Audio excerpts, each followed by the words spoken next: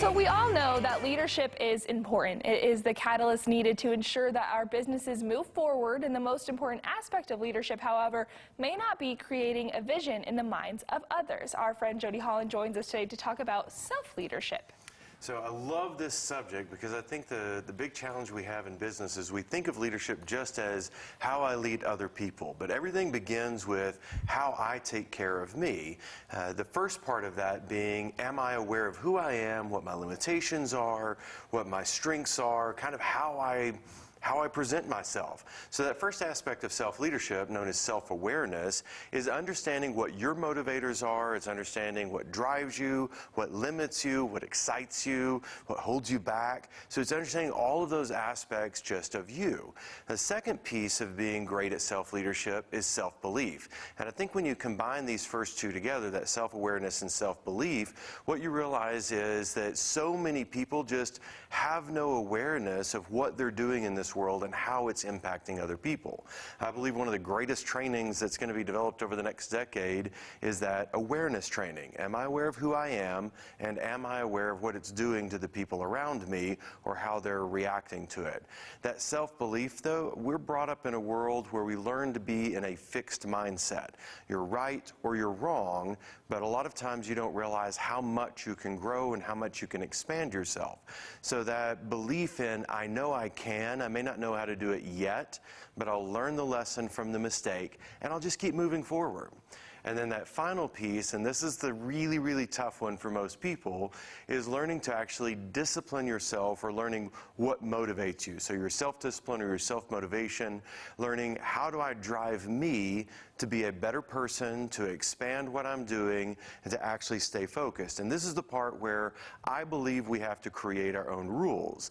In the psychology of adjustment, this is moving from being parented to learning to self-parent. And a lot of people just don't make that transition. They move from, I'm 18 years old, I move out of the house, I'm on my own. I need somebody to call me. I need somebody to wake me up. I need somebody to tell me what to do. So we don't take full ownership of who we are. When you learn to create your own rules, create those systems that you can operate within to be successful, then that's when you learn true motivation. So that self-leadership, it's those three things combined. Am I aware of who I am? So that self-awareness piece. Do I believe in myself and what I have to offer in the world? And then am I disciplined in my approach to life and my approach to leading myself? Because until I manage me, I don't get to manage anybody else. So do you think that these three aspects, do you think it's harder for younger people? Like, I'm 23 and I'm like, I don't know if I have myself figured out yet, So I'm not sure anybody really has themselves figured out at 23 years old.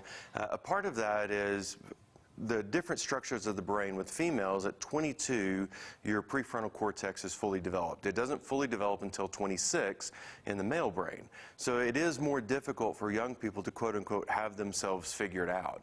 Yeah. Some of the most interesting people I know took till 30, 35, 40 years old to really figure themselves out. But you've got to continuously work on that. So I don't think you're ever fully self-managing, but you're always moving towards that self-management aspect. So yes, I do think it is more difficult for younger people than it is for people that are, say, past the age of 40. We're just stumbling around in our lives still. Yeah, some are, but there's a lot of 40-year-olds that are still stumbling around as well. So do you think it's important, should we write down maybe what we realize about ourselves? I think journaling is critically important. When you learn to journal on a daily basis, which is just the way that you write out your thoughts, what's going on with me, how am I feeling today, what are my objectives for the day, when you take the time to write those things out, it really changes your perspective on the world around you. So it does help you figure out your self-awareness, your self-belief, and your self-discipline. Very good, Jody. Okay, where can we go for some more info? Anything that you want to know about me, you can find out online. Obviously, I'm all over Facebook, but check me out on jodyholland.com as well as psycheofsuccess.com. Okay, well, love it. This was a great one today. Thank you very much. Love it. Okay, y'all, Studio 4 will be back after this.